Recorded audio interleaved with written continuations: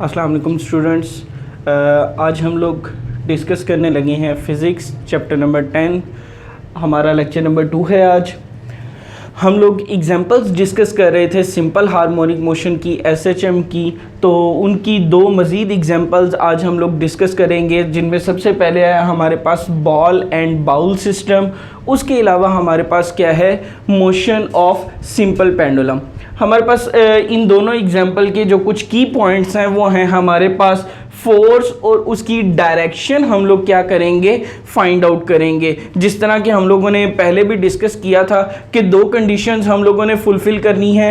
एक ये कि हम लोगों ने ये बताना है कि फोर्स जो है वो उसकी डायरेक्शन हमेशा क्या होती है, मीन पोजीशन की तरफ, और दूसरा हम लोगों ने ये बताना है कि वो हमारे पास क्या है, डायरेक्टली प्रोपोर्शनल है किस चीज़ के, डिस्टेंस फ्रॉम मीन पोजीशन के। तो दूसरा हमारे पास जो की पॉइंट है वो क्या है, हम लोगों ने एक्सेलरेशन और वेलोसिटी की एट डिफरेंट पोजीशंस क्या करनी है, वैल्यूज़ फाइंड आउट करनी है। लास्ट में हम लोग देखेंगे कि हमारे पास जो टाइम पीरियड मीन उसकी वन वाइब्रेशन का जो टाइम है वो हम लोग कैसे कैलकुलेट कर सकते हैं। तो सबसे पहले मूव करते हैं हम लोग बॉल एंड बाउल सिस्टम की तरफ। तो ये हमारे पास देखिएगा एक बाउल है। अक्सर छोटे होते हम लोग एक शरारत किया करते थे, बॉल लेकर उसको एक बाउल में जो है वो रोटेट करवाया करते थे। सेम वही सिस्टम है जो हमारे पास बॉल एंड बाउल सिस्टम है। एक बॉल को लिया, अब जब यहाँ पर ये हमारे पास at mean position at mid point होगा, जब बॉल क्या है हमारे पास रेस्ट पोजीशन पर होगी, तो हमारे पास क्या होगा, दो फोर्सेस यहां पर एक्ट कर रही हैं। एक इस बॉल का जो वेट है वो क्या है, हमारे पास डाउनवर्ड एक्ट कर रहा है। दूसरा हमारे पास जो बाउल की रिएक्शनल फोर्स है जो उसको क्या कर रही है, कैंसिल कर रही है, जिसकी वजह से ये बॉल क्या है हमारे पास रेस्ट पोजीशन पर है। अब इस बॉल को मैंने यहां से पिक किया और ये देखिएगा मैं इसको यहां तक ले गया। अब मैंने यहां पर जाकर क्या कर दिया, इसको छोड़ दिया। अब जैसे ही मैंने इसको छोड़ा, ये बॉल क्या करेगी, नीचे की तरफ मूव करना शुरू करेगी, और जैसे ही ये मूव करना शुरू करेगी तो यहां पर आकर अगेन ये नहीं रुकेगी। क्यों नहीं रुकेगी? क्योंकि हम लोगों ने पढ़ा था कि इनर्शिया क्या करता है, रेजिस्ट करता है उसकी स्टेट के अगेंस्ट। तो ये क्योंकि मूव कर रही है तो यहां पर आकर नहीं रुकेगी। अब ये क्या कर जाएगी, आगे की तरफ मूव कर जाएगी। तो जब ये आगे की तरफ मूव करेगी तो ये हमारे पास दूसरी एक्सट्रीम पोजीशन पर पहुंच जाएगी, और इसी तरह ये हमारे पास क्या करती रहेगी, इस मीन पोजीशन के अबाउट क्या करती रहेगी, रोटेट करती रहेगी। मीन यहां पर हमारे पास ये बॉल क्या है, वाइब्रेट करती रहेगी इस मीन पोजीशन के अराउंड।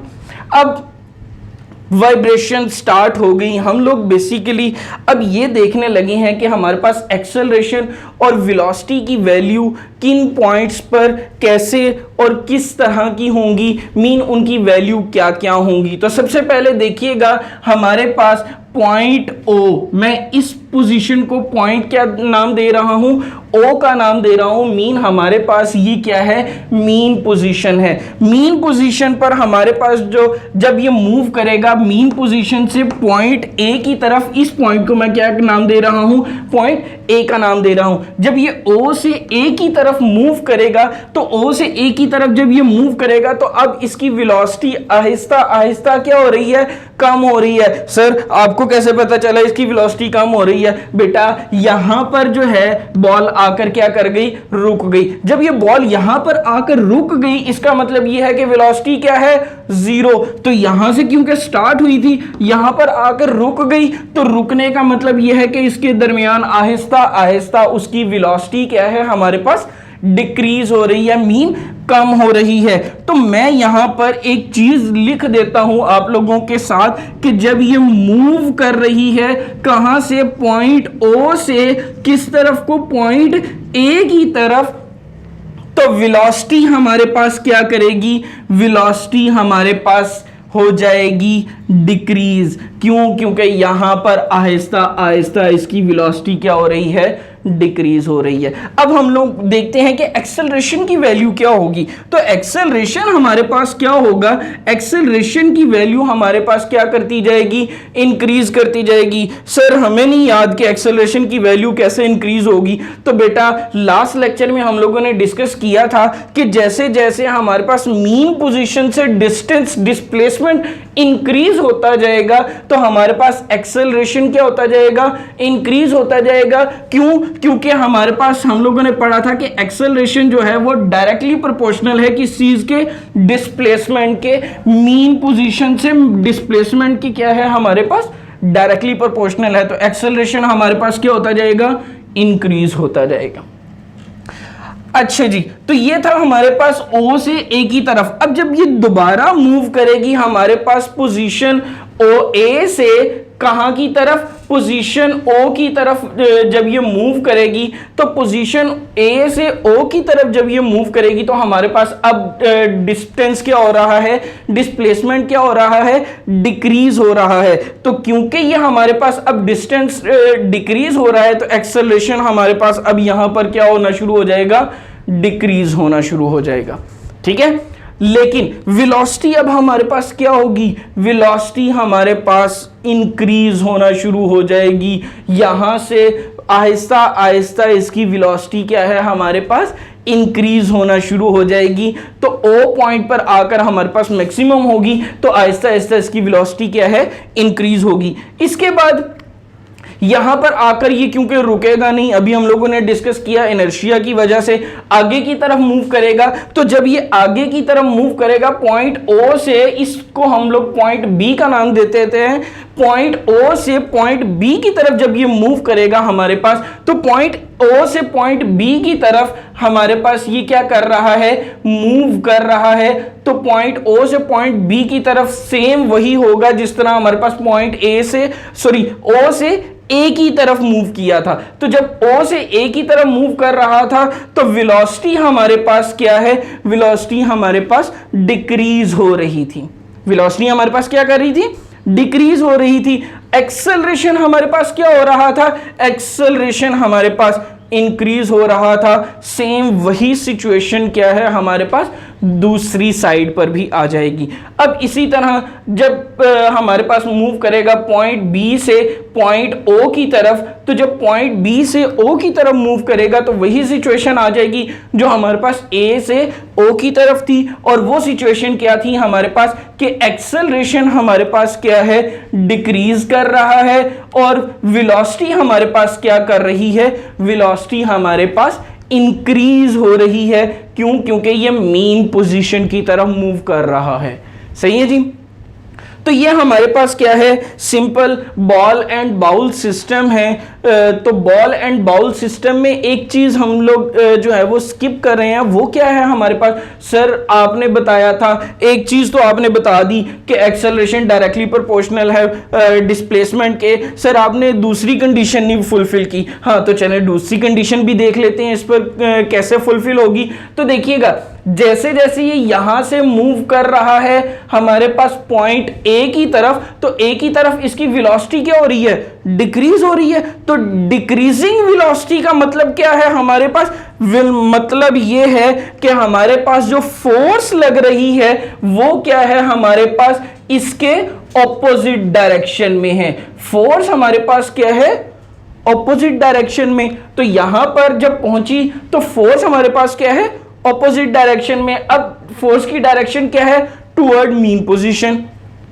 अब जब A से O की तरफ मूव करेगा तो जिस तरफ बॉडी मूव कर रही है हमारे पास फोर्स भी क्या होगी, उसी डायरेक्शन में। तो अब अगेन फोर्स क्या है हमारे पास, टुवर्ड्स मीन पोजीशन।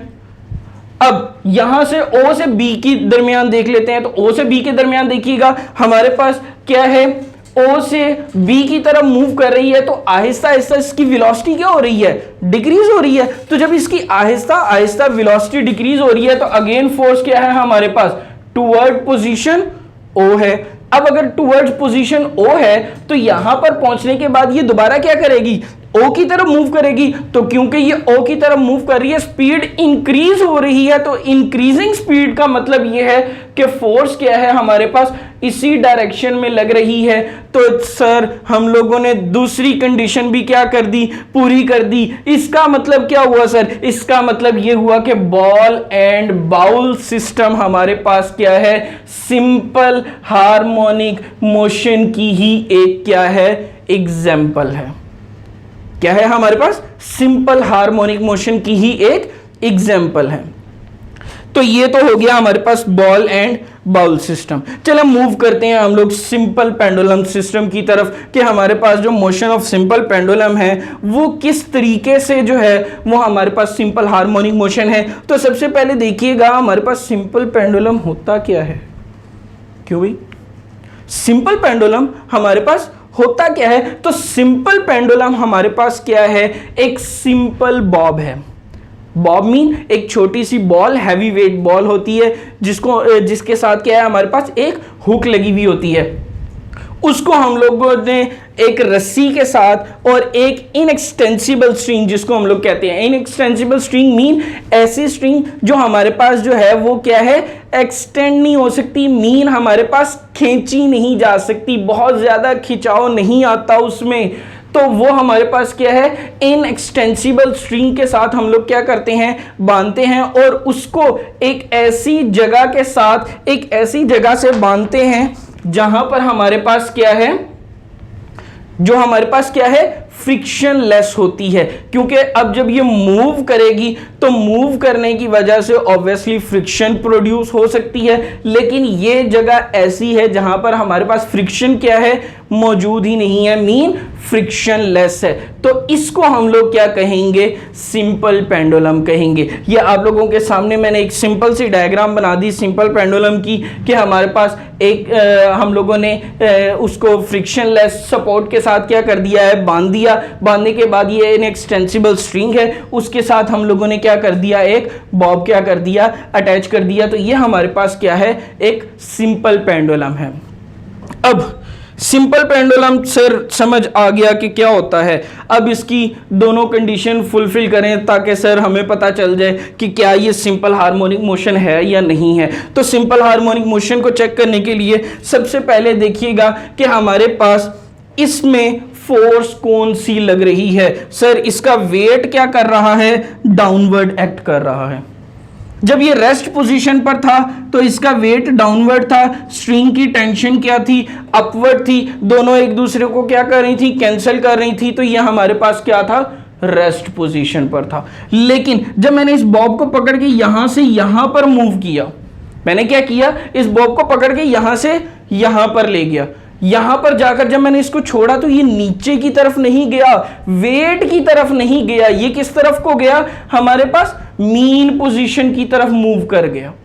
ये हमारे पास क्या कर गया, मीन पोजीशन की तरफ मूव कर गया। जब ये मीन पोजीशन की तरफ मूव किया तो इसका मतलब ये है कि हमारे पास जो इसका वेट है वो वाली फोर्स नहीं कर रही। तो सर फिर कौन सी फोर्स है जो इसको इस तरफ को मूव करवा रही है, तो बेटा ये हमारे पास वेट का कंपोनेंट है, जिसको हम लोगों ने रेक्टेंगुलर कंपोनेंट्स पढ़े थे। तो ये हमारे पास क्या है, इसका वर्टिकल कंपोनेंट है, जो कि क्या करवा रहा है, इसको ए पोजीशन से ओ पोजीशन की तरफ मूव करवा रहा है। सर आपको कैसे पता चला कि ये हमारे पास जो है वो वर्टिकल कंपोनेंट है?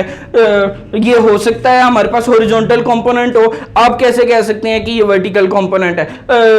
तो इसको चेक कीजिएगा जरा। सबसे पहले हमारे पास ये मेन पोजीशन, ये हमारे पास क्या है, एक्सट्रीम पोजीशन। इन दोनों के दरमियान में एंगल क्या बना हमारे पास, थीटा, कोई भी एंगल थीटा।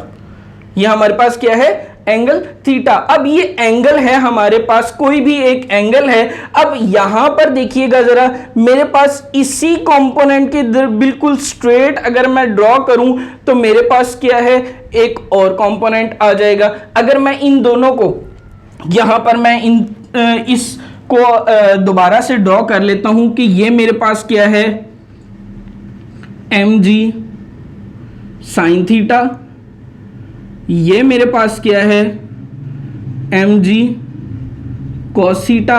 तो ये मेरे पास क्या आ जाएगी, उसका रिजल्टेंट वेक्टर मीन mg आ जाएगा। अब किस तरीके से हमारे पास ये वाली जो लाइन है, ये वाली जो कंपोनेंट है वो क्या है, इस लाइन के क्या है, पैरेलल है। इस लाइन के क्या है, पैरेलल। अच्छा जी, ये हमारे पास इसके पैरेलल है। जो हमारे पास ये वाली लाइन है, जो हमारे पास ये वाली लाइन है, ये क्या है, इस लाइन के पैरेलल है। ऐसे ही है। अब जब दोनों एक दूसरे के पैरेलल हैं, तो अगर इनके दरमियान एंगल थीटा है तो इनके दरमियान भी एंगल क्या होगा, हमारे पास थीटा ही होगा। अब समझ आई? अगर इन दोनों के दरमियान एंगल थीटा है तो हम लोगों ने मैथमेटिक्स में पढ़ा हुआ है कि हमारे पास एंगल के ऑपोजिट साइड कौन सी होती है, हमारे पास परपेंडिकुलर साइड। तो इसीलिए ये हमारे पास क्या आ गई, परपेंडिकुलर साइड आ गई। मीन ये हमारे पास क्या है, उसका परपेंडिकुलर कंपोनेंट है, उसका वर्टिकल कंपोनेंट है, जिसको हम लोग क्या कह रहे हैं, mg sin थीटा का नाम दिया। अब जो फोर्स है वो हमारे पास क्या है, रियल फोर्स एक्ट नहीं कर रही, उसका क्या कर रहा है, कंपोनेंट एक्ट कर रहा है, जिसकी डायरेक्शन में वो क्या कर रही है, मूव कर रही है। ठीक है जी। तो ये थी हमारे पास वो फोर्स जो बेसिकली क्या कर रही है, एक्ट कर रही है, जिसकी वजह से ये पेंडुलम क्या कर रहा है, मूव कर रहा है। अच्छा सर, ये तो क्लियर हो गया कि फोर्स हमारे पास जो है वो एक्चुअल फोर्स नहीं है, उसका क्या है, हमारे पास कंपोनेंट है जो एक्ट कर रहा है। तो सर हमें डायरेक्शन भी बता दें फोर्स की कि किस तरफ को होगी, ताकि हम वो दो कंडीशन पूरी कर लें, ताकि हमें भी पता चल जाए कि simple pendulum simple harmonic motion है या नहीं है। तो इसको चेक करने के लिए हम लोग क्या करेंगे, दोबारा वही कंडीशंस चेक करेंगे कि जब हमारे पास क्या कर रहा है, पेंडुलम मूव कर रहा है O से पोजीशन A की तरफ, तो O से A की तरफ जब ये मूव कर रहा है तो क्या होगा, यहां पर से इस तरफ को मूव कर रहा है, इसकी स्पीड क्या हो रही है, आहिस्ता आहिस्ता डिक्रीज हो रही है। तो यहां पर वेलोसिटी भी हम लोग साथ साथ लिखते जाएं कि जब हमारे पास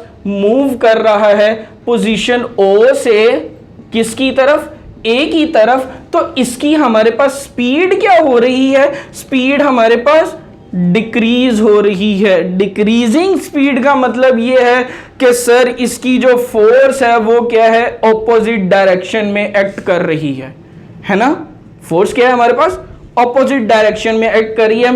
इट मीन पोजीशन की तरफ क्या कर रही है, एक्ट कर रही है।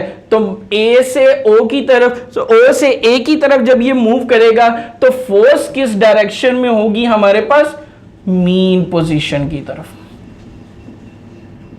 किस तरफ होगी, मीन पोजीशन की तरफ होगी।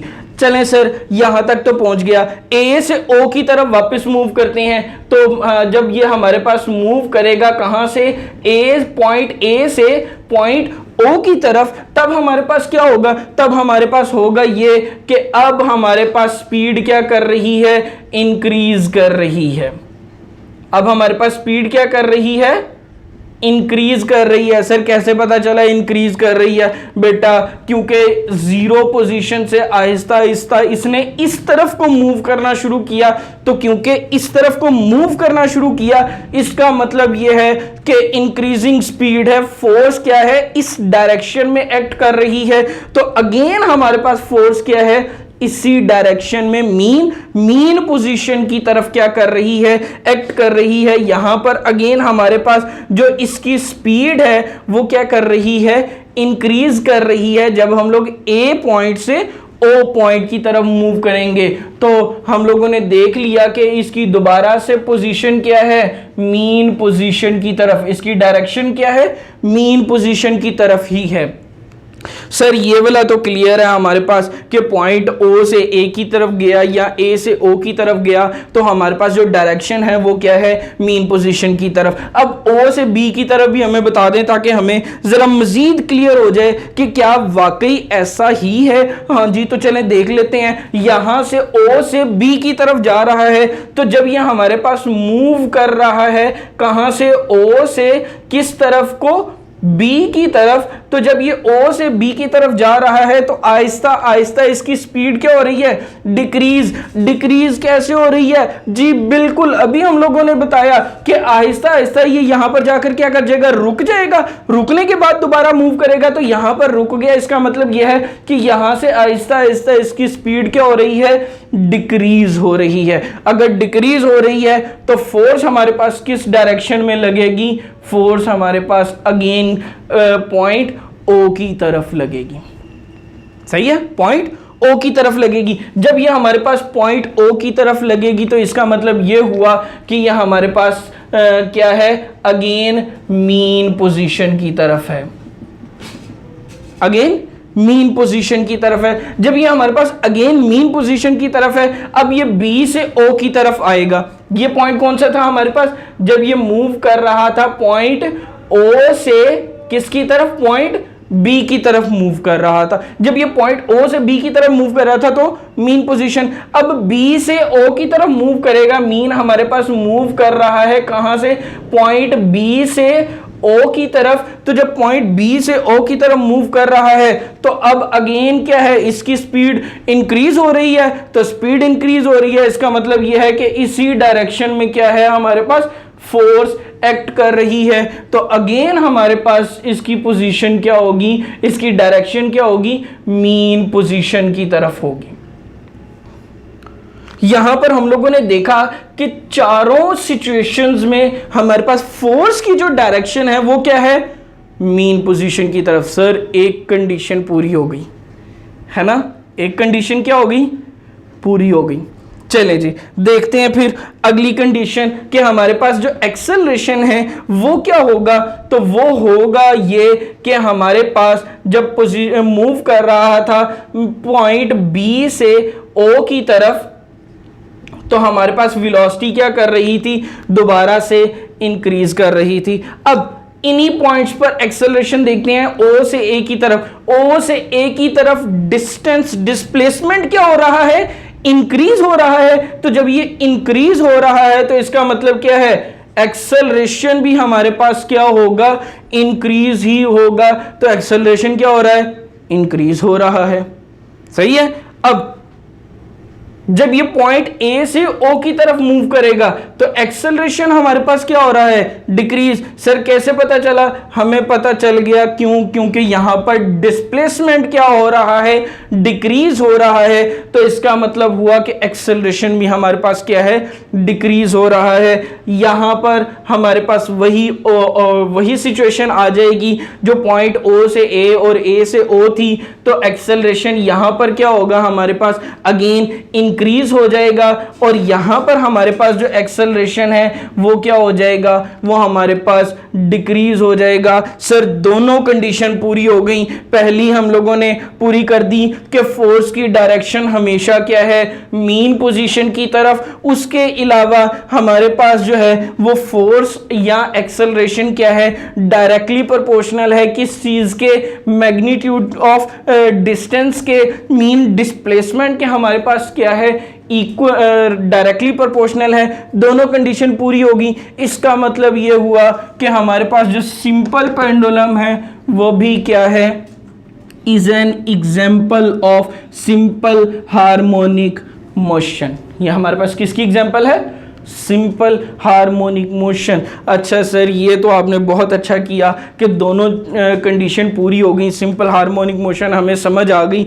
अब बता दें कि इसके एक कंप्लीट ट्रिप के लिए टाइम कितना रिक्वायर्ड होता है। तो टाइम हमारे पास रिक्वायर्ड होता है बेटा t is equal to 2 pi length over gravitational acceleration under root.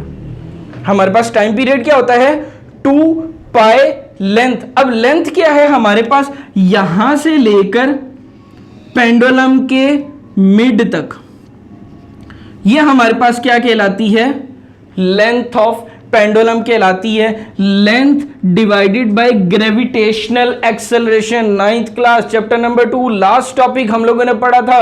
इसकी वैल्यू हमारे पास क्या होती है, इसकी वैल्यू हम लोग नियरली 10 लेते हैं। हमारे पास अर्थ के नियर इसकी वैल्यू कितनी होती है 10। तो लेंथ ओवर जी अंडर रूट हमारे पास क्या आ गया, इसका टाइम पीरियड आ गया। तो ये एज ए लॉन्ग क्वेश्चन हमारे पास क्या है, पूछा जाता है। सिंपल पेंडुलम के लॉन्ग क्वेश्चन, सिंपल पेंडुलम क्या है और ये किस तरह से सिंपल हार्मोनिक मोशन की एग्जांपल है, और ये भी हमारे पास क्या है, एज ए लॉन्ग क्वेश्चन पूछा जाता है। तो अक्सर ये दोनों लॉन्ग क्वेश्चन हमारे पास क्या किए जाते हैं, पूछ लिए जाते हैं। तो ये आप लोगों ने इसी तरीके से इसको क्या करना है, एक्सप्लेन करना है। तो हमारा लेक्चर अभी इख्तिताम हुआ। इंशाल्लाह अगले लेक्चर में आप लोगों से मुलाकात होगी। अल्लाह हाफ़िज़।